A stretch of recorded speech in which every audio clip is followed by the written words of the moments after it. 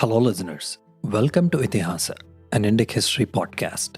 This is your host, Narendra Vikram, and you're listening to episode 58 of this season, Vijayanagara. In our previous episode, we ventured into the extraordinary reign of Venkata Raya, a ruler who steered the Vijayanagara Empire through turbulent times and reclaimed most of the lost territories.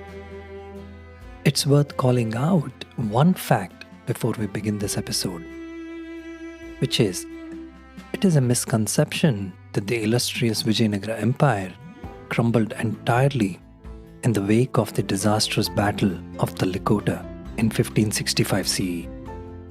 Such a narrative is not only distant from the truth, but also bears the markings of false propaganda or misconceptions perpetuated by certain vested interests.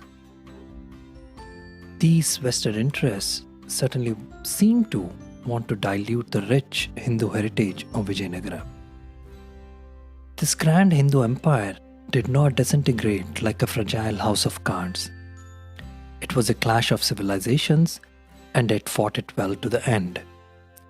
Much like its counterparts among the Hindu kingdoms and empires that came before it, or even after it, it valiantly stood its ground, fighting resolutely until the last breath against the fanatical sultanates that sought to obliterate every vestige of Hindu existence and its cherished way of life.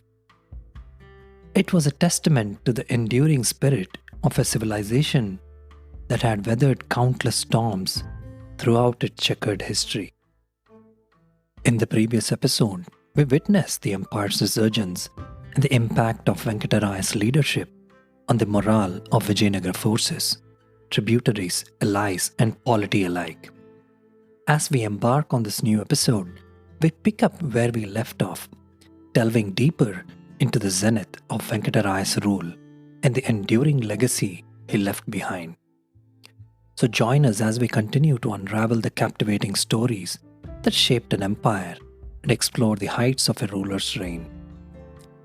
No other conflicts between the realms of Golconda and Vijayanagara find mention in the annals of Mohammedan histories. However, during this period, the Sultan of Bijapur, Ibrahim Adil Shah II, launched numerous expeditions into the Canaries region, a tale we shall explore in upcoming chapters. These incursions prompted an alliance between Venkata and Burhan Nizam Shah of Ahmednagar against Bijapur's encroachments. Subsequently, Ibrahim Adil Shah resumed his march southward and laid siege to the Penukonda fort. As the chronicles tell us, Venkata, in this formidable conflict against the Sultan of Bijapur, confronted his adversary with a massive army, comprising 700,000 infantry, 40,000 cavalry, and 500 elephants.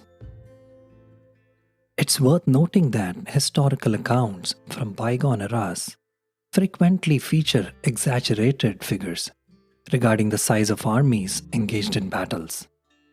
Such exaggeration can arise from chroniclers' tendencies to embellish their narratives for dramatic impact or political motives. In the case of the Venkata Raya and Ibrahim Adil Shah II's conflict, reported troop numbers like the colossal 700,000 infantry and 40,000 cavalry attributed to Vijayanagara could have been inflated to enhance rulers' images or, to underscore the conflict's magnitude. Similarly, figures related to the Ibrahim Adil Shah's forces may also be subject to exaggeration. Lacking precise records and reliable sources, historians often approach these numbers with caution, acknowledging their potential distortion. When the Sultan drew near, Venkata entrusted the command of both the city and his forces to one of his trusted nobles and sought refuge within the fortress of Chandragiri. Though the Mohammedan accounts do not explicitly name this noble, it's highly probable that he was none other than Mantla Ananta, often referred to as the right hand of the emperor of Karnataka Samrajya. The Siddharth inscription alluding to him speaks of how he destroyed the pride of the Muhammadan Padishah during the Battle of Talikota, likely referring to this very campaign. Ibrahim's siege of Talikota persisted relentlessly for 3 long months. The Sultan seemed resolute in his determination, intent on either capturing the city by force or compelling the besieged general to surrender. Ferishta recounts that after 3 grueling months of siege, the Talikota garrison was on the verge of surrender due to dwindling provisions. According to his account, Venkatapati Raya adopted a clever strategy. He allegedly enticed a one Handiyatam Nayak, the leader of the Burjis, with the promise of 24 lakhs of rupees and 5 elephants, convincing him to defect from the Sultan's army and harass their camp. Nayak's desertion forced the Sultan to retreat to his kingdom, leaving Mustafa Khan to guard the frontiers. In the early 17th century, Vijayanagara enjoyed a period of respite from the Sultanates' incursions. The Jesuit letters of the time make no mention of conflicts between Venkata and the Deccan Sultans in the latter part of his reign. However, a significant threat was emerging in the north, in the form of a rising Mughal empire. In 1593, following the subjugation of the northern provinces, the Mughal Emperor Akbar dispatched an army led by Prince Murad and Khan Kanan to initiate the conquest of the Deccan. They besieged the city of Ahmednagar, which valiantly was defended by Regent Chand Bibi. Despite her efforts, Ahmednagar eventually fell into the hands of Sultan Danial, Akbar's third son, 7 years later in 1600 CE. During the same period, while Akbar's forces were besieging Asargarh, he dispatched an embassy to the Emperor of Vijayanagara. The details of this embassy, previously unpublished, are revealed in a letter from Father B. Coutinho, dated August 1600 CE from Chandragiri. Father Coutinho doesn't specify the ambassador's name, but mentions him as a prudent and experienced individual. Upon arriving at Chandragiri, as there were no suitable lodgings for such visitors, the official responsible for their reception requested the Jesuit fathers to accommodate the ambassador in their house for 2 days. The stay extended to a month, during which the ambassador informed the Jesuits about their activities at Akbar's court. The reason for the extended stay of Chandragiri's ambassador was that Venkata didn't grant him an audience for 20 days. Venkata had been cautioned by his advisors not to trust Akbar. They believed that if 3 Mohammedan kings of Ahmednagar, Bijapur and Golconda submitted to Akbar, he would likely seek to bring the Vijayanagara Empire under his control. In response to this warning, Venkata asserted that his kingdom was in the hands of God and he would never submit to a Mohammedan ruler like Akbar. If Akbar were to approach, war would surely follow. Finally, Akbar's envoy was received by Venkata, who received gifts on behalf of his sovereign. However, Venkata promptly returned the 4 horses and other presents, as well as the sums of money provided by the ambassador, stating that they were meant to cover his expenses. The concerns and suspicions that arose among the nobles at Venkata's court were entirely justified. Father Jerome Xavier, who was with Akbar's forces as they prepared to besiege the fort of Asargarh in the kingdom of Khandesh, wrote about the true purpose of this journey: to conquer Goa, Malabar, and the entire kingdom of Vijayanagara after subduing the Deccan kingdoms. One of the covert intentions of the Mughal ambassador's visit to Venkata's court was likely to assess the effectiveness of his army and the strength of his fortresses, aiding Akbar in planning his forthcoming campaign in the south. Father Xavier revealed that this was Akbar's modus operandi for gauging the enemy's strength. He would frequently send one of his courtiers with the title of ambassador, although the real purpose was espionage, to ascertain what the Portuguese were doing or capable of doing, especially during the arrival of ships from Portugal, to estimate the wealth and manpower brought in. A similar approach was likely employed in Venkata's court. Therefore, Father Coteno's suspicion that Venkata had assembled a formidable army with excellent generals for the specific purpose of repelling Akbar's forces and defending the northern cities and fortresses against a potential Mughal invasion was well founded. Eventually, Akbar successfully captured the fortress of Asirgarh, further fueling his ambitious desire to unite the entire subcontinent under the Mughal flag. Asirgarh fort was a very strategically important location, and it was for this reason that it was called the key to the Deccan. If Mughals or Akbar wanted to invade Deccan and South India, then the Mughals must capture this fort, and which they did. Years later, another embassy was dispatched to Venkata's court to gather fresh information about the Hindu ruler's position. The annual letter from the province of Malabar for the year 1604 to 1606 reveals that the Jesuit provincial had to wait for an audience with Venkata due to the presence of several embassies at Chandragiri, and one of which was from the Mughal emperor himself. However, the sudden death of Akbar in the following year abruptly ended his grandiose plans for conquest, averting the looming Mughal invasion that could have engulfed Vijayanagara and the entire South India. It would have been an entirely different India if Mughals had invaded South India successfully. In 1604 CE, another embassy that the Jesuit provincial encountered in Chandragiri was sent by Ibrahim Adil Shah II of Bijapur. While the historical records provide no further details about this delegation, it suggests that these two erstwhile adversaries had set aside their differences to confront a common enemy, the Mughals. It's possible that Bijapur, like the Portuguese viceroy, extended an invitation to Vijayanagara to join a defensive alliance against the ambitious designs of the Mughal emperor. However, this alliance ultimately proved futile, as 4 decades later, both Bijapur and Golconda would lay claim to Vijayanagara's territories and fortresses. Subsequently, Aurangzeb, the great grandson of Akbar, emerged on the scene, further erasing the remnants of these once mighty Deccan Muslim sultanates and obliterating the ruins of the once mighty Hindu Vijayanagara Empire.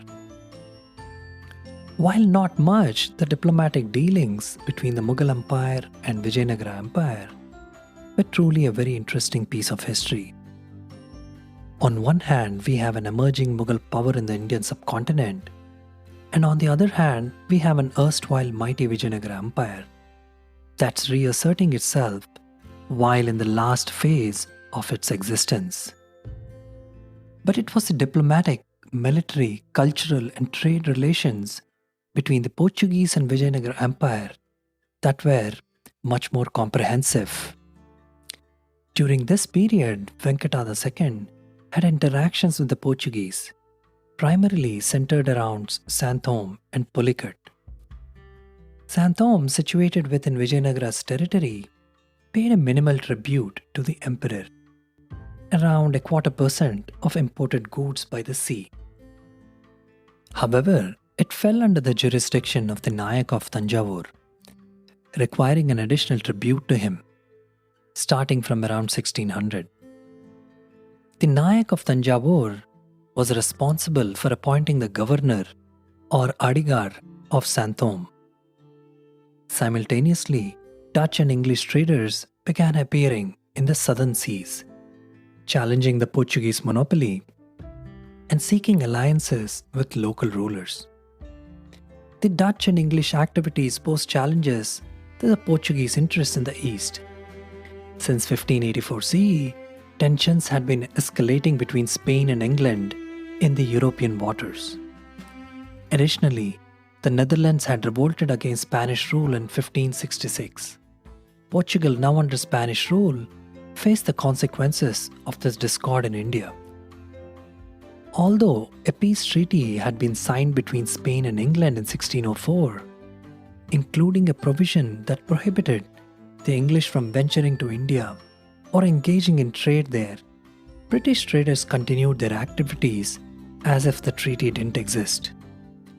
They used to act more like pirates. During this period, John Milton Hall was at Akbar's court, representing Queen Elizabeth and seeking permission from the Mughal emperor for British traders to conduct commerce in his territories under terms similar to those granted to the Portuguese. During the same period, the Portuguese held significant influence in southern India, largely due to their long-lasting friendship with the Vijayanagara emperors and its polity. It was the zenith of Vijayanagara and Portuguese relations. In 1601, Venkata had a strategic plan. He wanted to strengthen his relationship with the Portuguese, so he sent ambassadors along with 2 Jesuit fathers to meet the viceroy. They carried valuable gifts and a message expressing his desire to be allies with the King of Portugal. This move aimed to establish a defensive alliance, likely in response to suspicions about the Mughal Emperor Akbar's intentions to invade Vijayanagara territories after the Deccan Sultanates were removed out of the way. During the same period, there were ongoing tensions in the city of Santom, or now it's called as Mylapore too, not only among the Portuguese settlers but also with the neighboring Hindus. These conflicts are highlighted in a letter from Portuguese viceroy to his king in 1613 CE. He mentioned that the residents of Mylapore enjoyed significant freedom, but justice depended on the native citizens' interpretation of their laws. Since the land belonged to King of Vijayanagara, with no garrison or authoritative figure to enforce order, daily troubles persisted between the Vijayanagara natives and the Portuguese.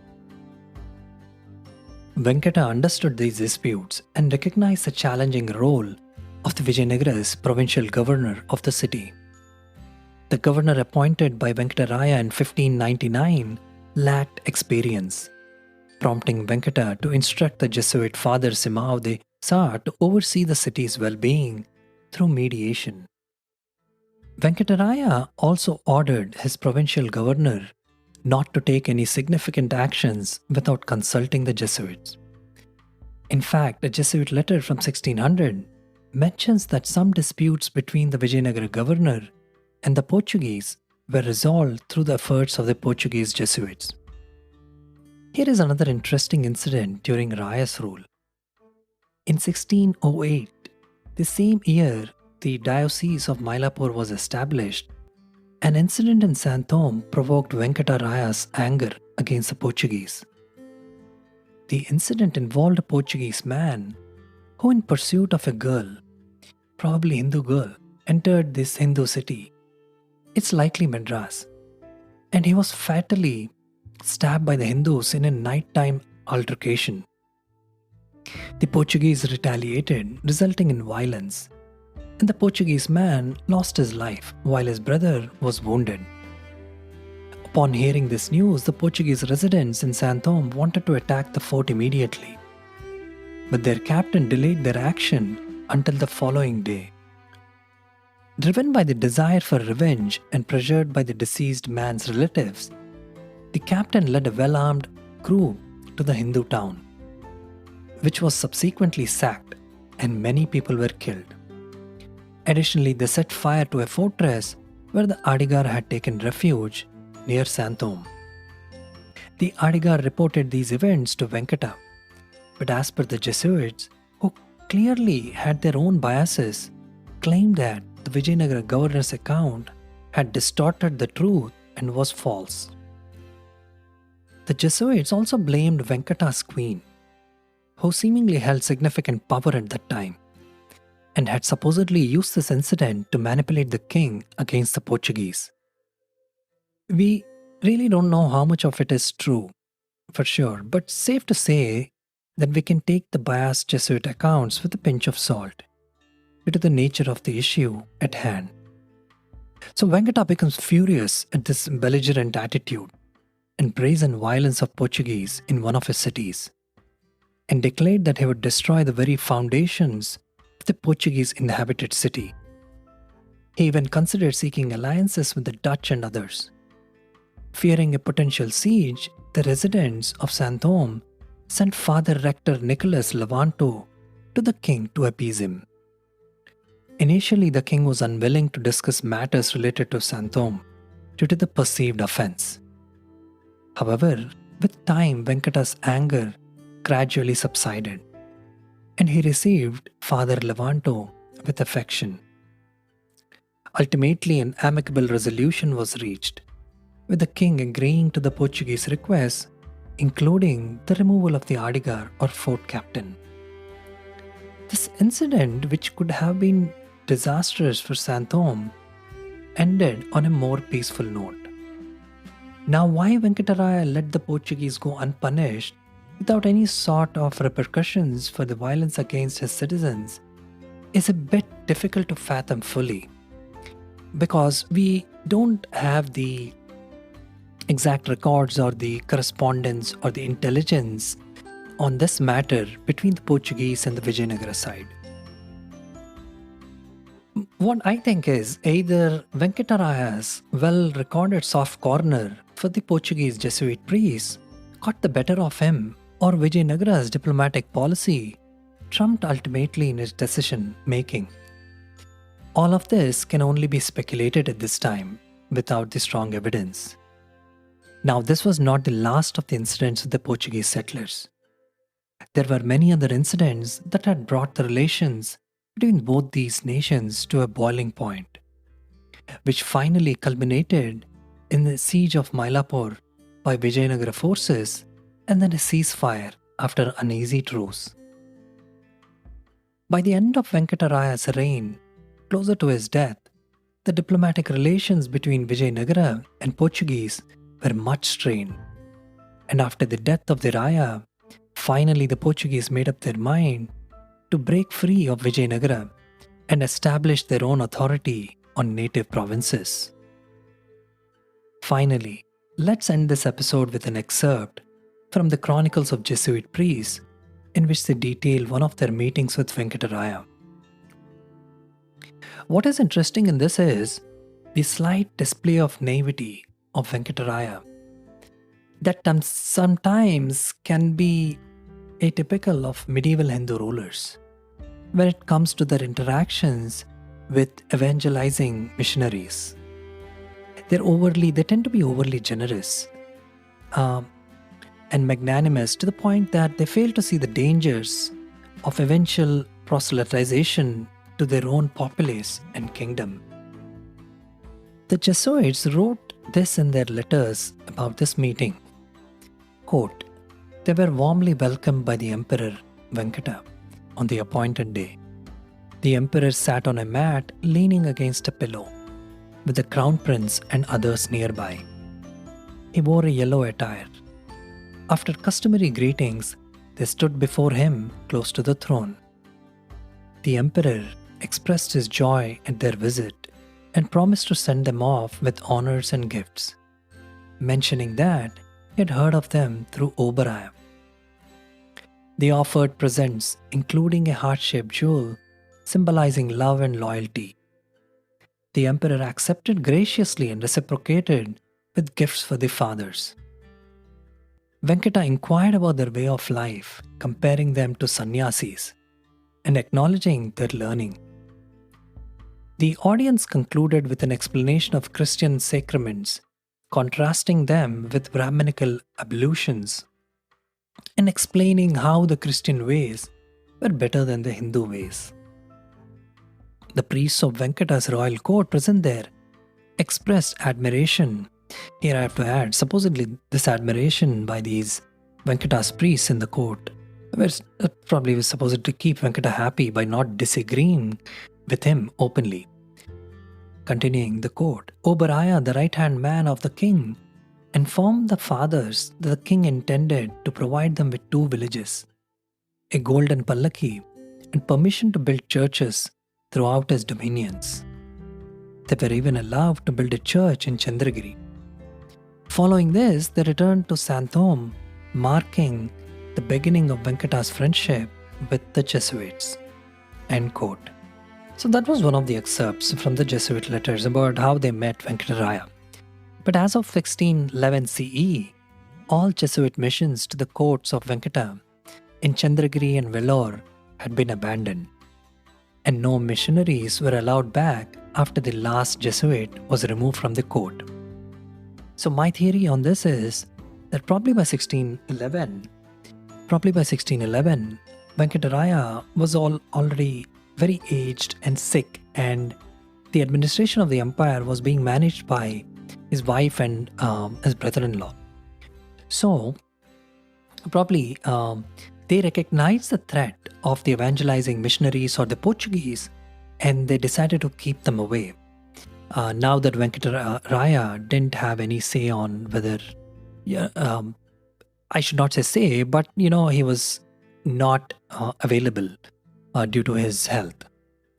And as I conclude this episode, we find ourselves at the threshold of a new chapter in the reign of Venkataraya. His encounters with the Portuguese and Jesuits mark both the beginning and end of significant developments in his reign. Join me in the next installment as we delve deeper into the final years of this remarkable ruler's journey. I would like to extend my gratitude to all my listeners for joining me on this historical expedition. If you have enjoyed this episode, don't forget to subscribe and leave a review. Your feedback and support are greatly appreciated. Until next time, this is your host Narendra Vikram. Stay curious and have a nice day. Thank you.